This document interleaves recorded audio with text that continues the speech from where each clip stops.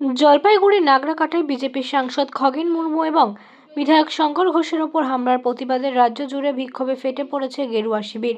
আজ কুলটির রানীতলায় পথ অবরোধ করে প্রতিবাদ জানালেন স্থানীয় বিজেপি নেতৃত্ব। অবরোধে অংশ নেন বিধায়ক অজয় পোদ্দার সহ দলের কর্মীরা। হামলাকারীদের দ্রুত গ্রেফতার এবং কঠোর শাস্তির দাবি তোলেন বিক্ষোভকারীরা। খগেন মুর্মু এবং শঙ্কর ঘোষের ওপর হামলার প্রতিবাদে রাস্তায় বিজেপি অবরোধ চলে কুলটিতে।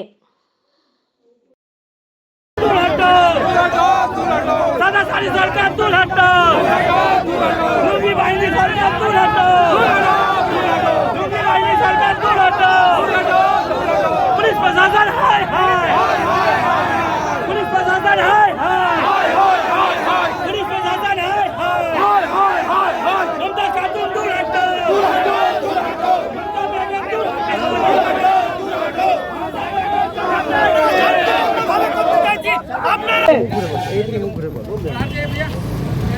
গতকাল আপনারা সবাই মোবাইলের মাধ্যমে, খবরের মাধ্যমে, নিউজের মাধ্যমে আপনারা জানতে পেরেছেন মালদার নাগরাকাটায় যেভাবে আমাদের সাংসদ খগেন মুর্মু এবং বিধায়ক শঙ্কর ঘোষের উপর অত্যাচার জিহাদি গুন্ডারা, এর উপরে ওরা এটা এই জিহাদি সরকার মনে করছে আমরা এসব করে এসআইআর বন্ধ করব, কিন্তু এসআইআর হবে, এসআইআর হবে পশ্চিমবঙ্গে। জয় শ্রীরাম হবে, জয় শ্রীরাম।